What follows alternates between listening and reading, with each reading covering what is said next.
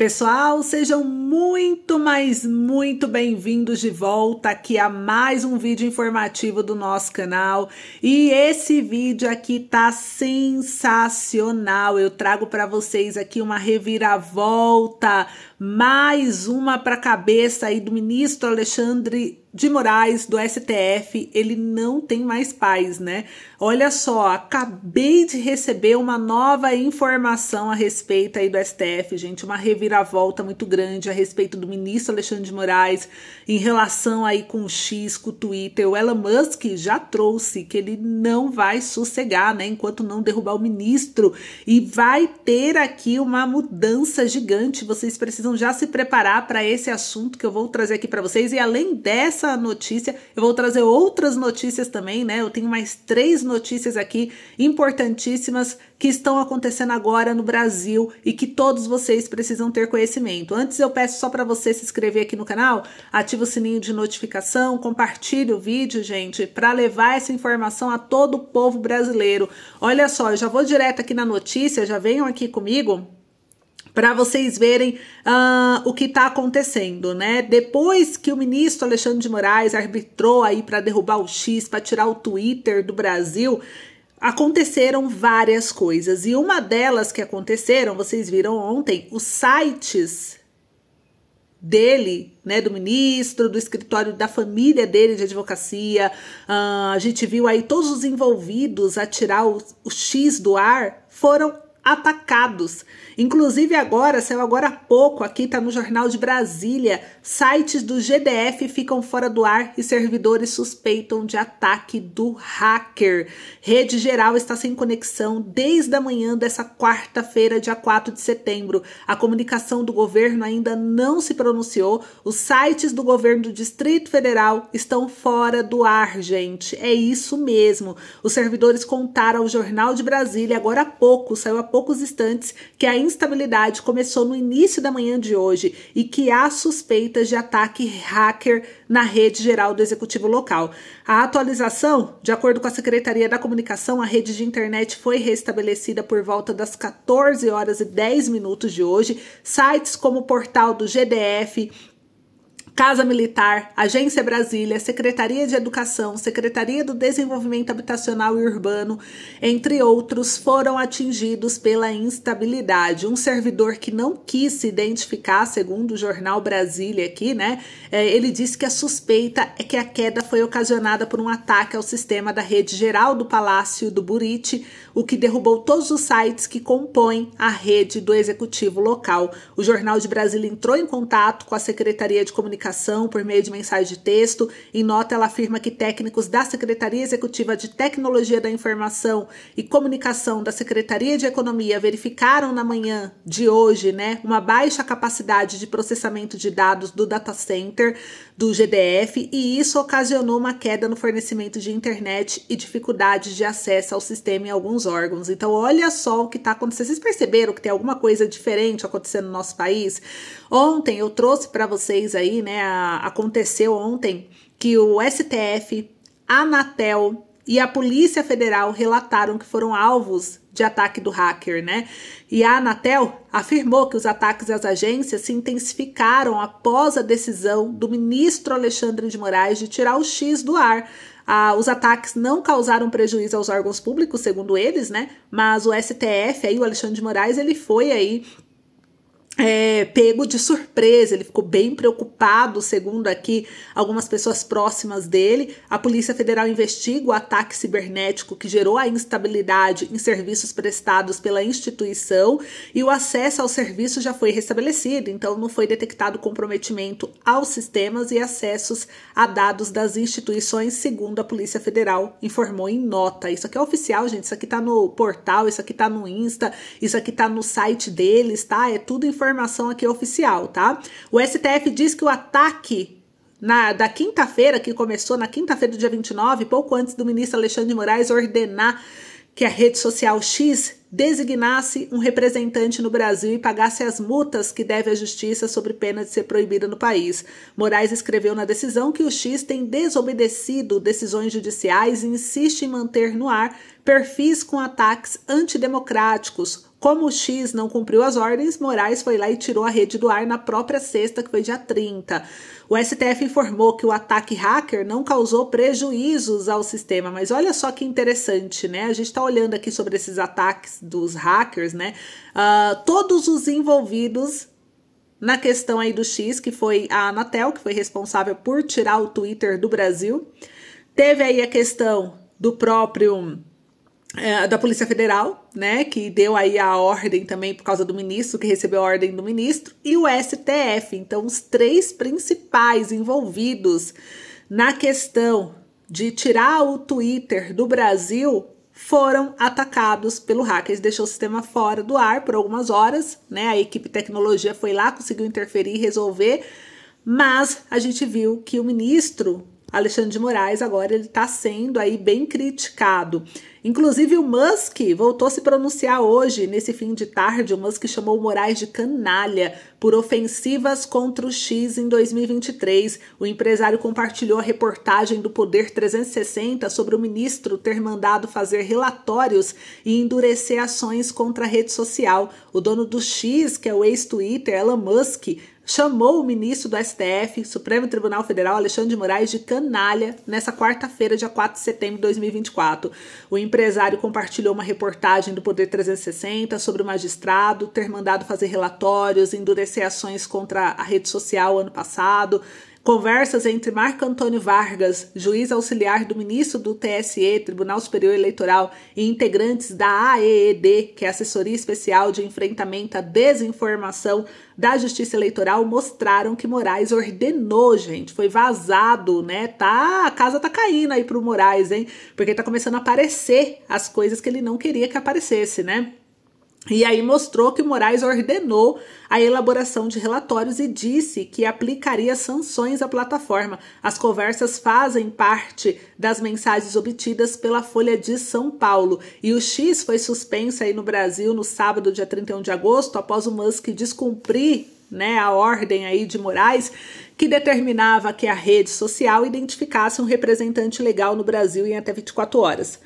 O embate entre o empresário e o ministro do STF intensificou desde o dia 17 de agosto, quando o perfil de relações governamentais globais do X anunciou que fecharia seu escritório no Brasil, mas que a rede social continuaria disponível para os brasileiros. Na publicação, a empresa disse que a medida foi tomada por causa de decisões de Moraes e o documento fez parte de um processo sob sigilo, gente. É possível ler que Moraes pediu o bloqueio dos perfis que publicaram mensagens antidemocráticas ou com teor de ódio contra as autoridades. Não fica claro o que teria configurado inflação aí, na verdade, as leis brasileiras. A empresa de Musk, no entanto, não cumpriu as ordens, claro, né? O ministro do STF, então, fez o quê? Elevou a multa e deu 24 horas para o bloqueio da rede, sob pena de decreto de prisão por desobediência à determinação judicial. No dia 28 de agosto, Moraes determinou que a empresa identificasse um representante legal no Brasil em até 24 horas, sob pena de ter o funcionamento suspenso aí em todo o país. A decisão não foi cumprida e na sexta-feira, dia 30 de agosto, o Moraes determinou a suspensão do Twitter do X no Brasil.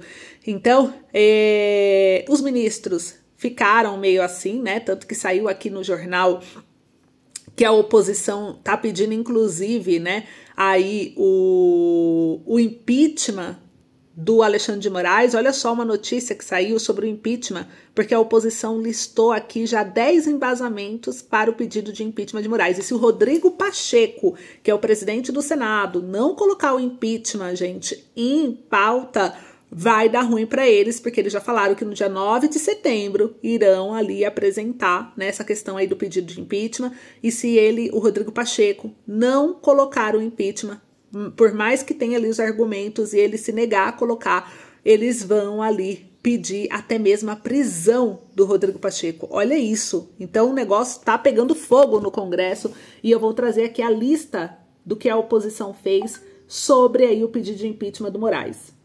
Tá aqui no jornal do GP1, né? Então ele diz que os pontos levantados pela oposição dizem respeito às decisões equivocadas e abusos praticados pelo ministro em alguns processos. Entre os tópicos estão a violação de direitos constitucionais e humanos, o desrespeito ao devido processo legal e ao sistema acusatório e a prevaricação. O pedido de impeachment do ministro ganhou força após a divulgação de uma troca de mensagens entre assessores de Moraes publicado pela Folha de São Paulo.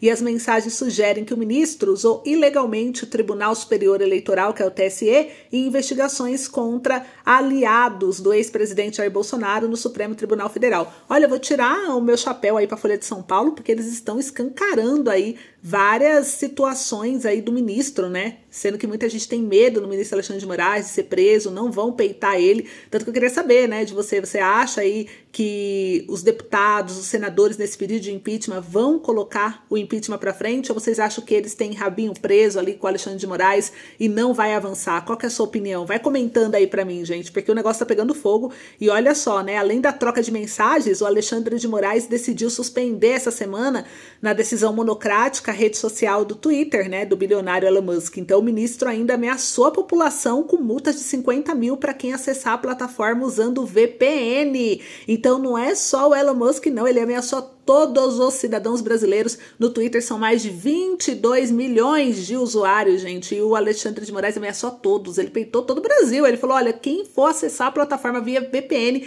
vai ter multa de 50 mil e ainda sob pena de prisão. Então, ele não tá nem aí, gente, ele tá se achando o rei, né? E aí os argumentos aqui que a oposição separou para o pedido do impeachment, compartilha esse vídeo para todo mundo saber e vocês entenderem aqui o que é: violação dos direitos constitucionais e humanos, desrespeito ao devido processo legal e ao sistema acusatório, abusos de poder, prevaricação e responsabilidade na morte do preso, desrespeito ao Código do Processo Penal, desconsideração de pareceres da Procuradoria-Geral da República, anulação de prerrogativas dos advogados, negativa de prisão domiciliar ou liberdade provisória para presos, prolongamento indevido de prisões preventivas e violação dos direitos políticos de parlamentares. Então, gente, tá aí a lista que a oposição montou, né, para pegar aí o Alexandre de Moraes para pedir esse impeachment. Será que isso vai ser o suficiente para trazer o impeachment para ele?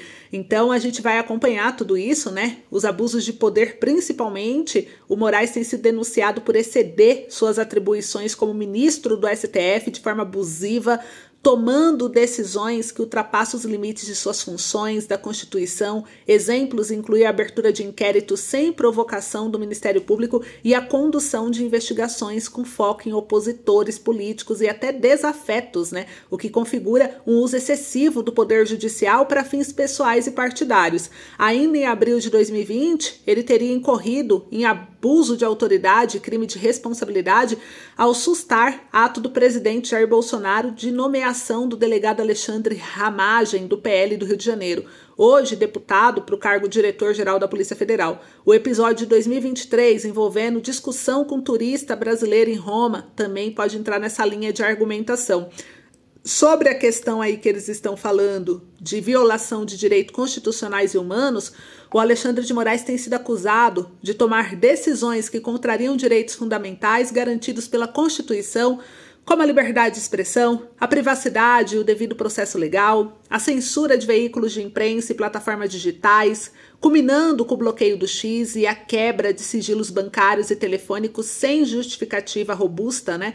São alguns dos exemplos de violações. A agressão ao princípio constitucional do livre pensamento e da livre expressão, que já teria sido manifestada quando a censura a influenciadores de direita, de restrições ao X e na perseguição a empresários que pelo WhatsApp conversavam sobre a eleição de 2022 de forma privada, desrespeito ao devido processo legal e ao sistema acusatório, né? As decisões judiciais de Moraes têm sido vistas como afrontas ao princípio do devido processo legal ao ignorar garantias processuais, como é o caso do direito à ampla defesa e ao contraditório, o uso excessivo de medidas cautelares sem fundamentação adequada e a supressão de etapas processuais básicas, além da mistura de papéis da parte investigador e julgador, que seriam sinais de erosão do sistema acusatório. Nessa argumentação se inclui ainda a condenação de manifestantes pelo STF mesmo sem terem fórum privilegiado. O Supremo só pode julgar casos de pessoas com fórum privilegiado,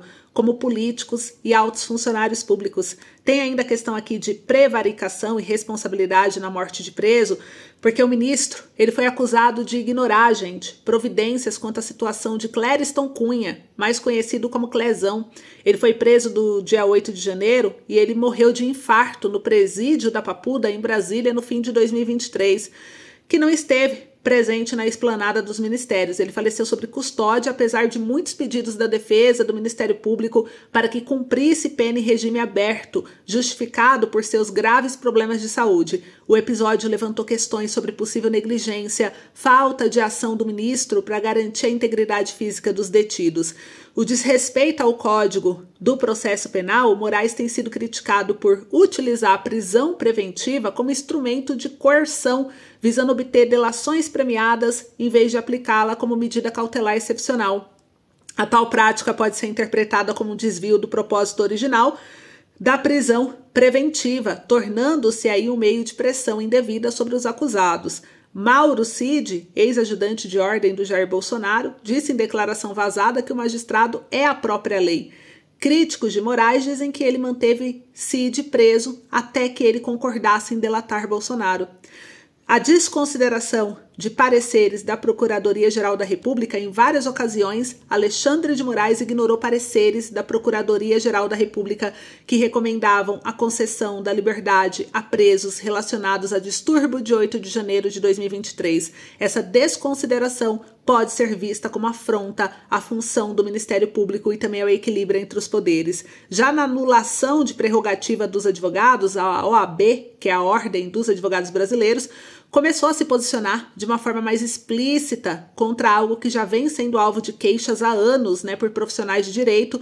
Há acusações de que Moraes teria desrespeitado em várias situações as prerrogativas dos advogados, sobretudo nos inquéritos do dia 8 de janeiro, ao restringir o acesso a autos processuais, ao dificultar a defesa dos réus e até mesmo negar qualquer manifestação de defensores em processos. Tais ações comprometeriam o direito à defesa e ao processo penal justo. Já na negativa, gente, aqui, vou comentando o que vocês estão achando, tá? Já na negativa de prisão domiciliar ou liberdade provisória para presos, o Moraes ele foi criticado por não conceder prisão domiciliar ou liberdade provisória a presos que apresentam graves problemas de saúde e outros casos previstos pela legislação, gente, como de mães responsáveis pelo sustento e cuidado de filhos menores de idade, contrariando o princípio da dignidade humana, jurisprudência que garante tratamento diferenciado a presos em condições específicas. Por que não está cumprindo a lei? Será que ele realmente é a própria lei? Tem aí o prolongamento indevido de prisões preventivas, O Moraes tem sido acusado de prolongar a prisão preventiva de indivíduos sem que o Ministério Público tenha apresentado a denúncia formal contra eles. Essa prática é vista como uma violação ao princípio de razoabilidade e pode ser vista como forma de prisão arbitrária usado como meio de punição prévia. E a violação dos direitos políticos de parlamentares é porque há alegações de que Alexandre de Moraes teria agido para suspender os direitos políticos de parlamentares no exercício de suas funções, como a prerrogativa de terem suas manifestações protegidas pela imunidade dada pela Constituição. A derrubada de perfis em redes sociais e outras medidas restritivas estariam interferindo diretamente na representatividade popular e no funcionamento do legislativo. Essa interferência é vista como uma ameaça à independência entre os três poderes e a própria democracia. Ainda em junho, Moraes determinou a quebra do sigilo bancário de 10 deputados e um senador, contrariando o artigo 53 da Constituição, segundo o qual parlamentares são invioláveis por suas opiniões, palavras e votos. Enquanto isso, o presidente do Congresso Nacional, senador Rodrigo Pacheco, permanece omisso diante dos abusos cometidos por Moraes. E a gente está falando aqui, gente, a respeito desse caso aí do Moraes, a respeito de tudo que está acontecendo. Não importa qual é a sua ideologia política, se você é de direita, se você é de esquerda, o que importa é a gente refletir aqui juntos o que está acontecendo no Brasil, o que está acontecendo nas decisões do Alexandre de Moraes. Claro que prego que se destaca leva martelada, e ele vem se destacando porque ele vem peitando os políticos Alguns corajosos, né, acabam peitando ele também, porque tem que ter coragem, né, porque o STF, ele vem com uma autoridade muito grande nos últimos anos, a gente vem percebendo, e algumas coisas parecem ser um pouco fora da lei, um pouco exaltada demais, não sei qual que é a palavra certa para isso, e é um ponto que chama a atenção. Vocês viram aí, ameaçou todos os brasileiros. Quem acessar a plataforma vai pagar multa de 50 mil, como assim?